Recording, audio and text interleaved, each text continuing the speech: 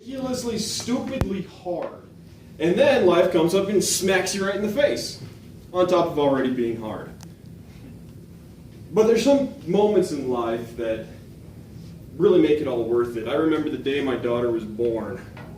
Now, my daughter is one of the most expressive babies I've ever seen. She's 10 months old now, will be tomorrow. And the day she was born, she's screaming and crying. My wife had to have a C-section, so they take her into the other room, clean her up, and bring her back to me.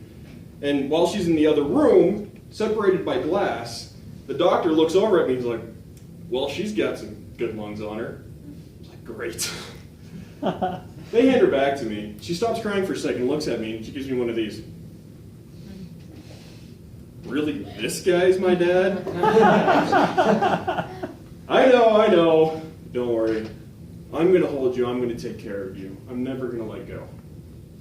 Now, a couple months ago, she got really sick.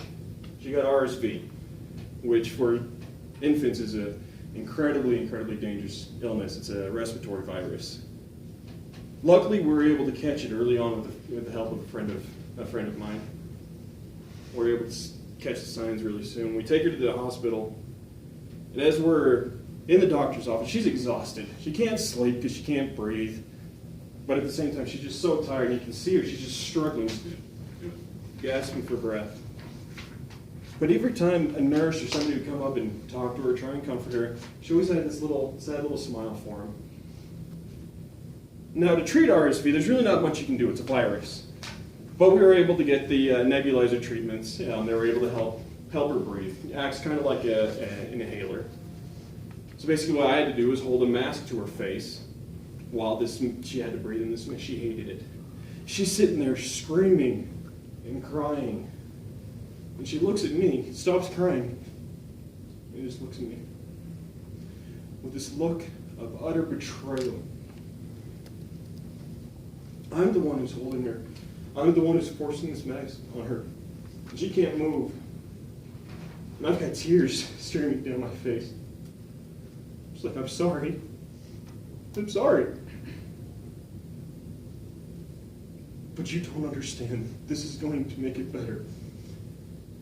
She didn't understand what was happening. She didn't understand why was my dad doing this to me.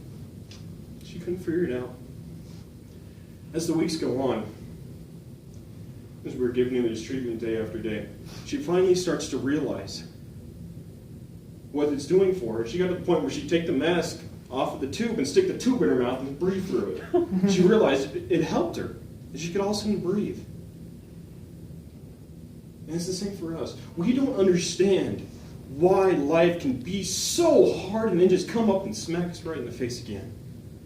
But maybe there's a reason.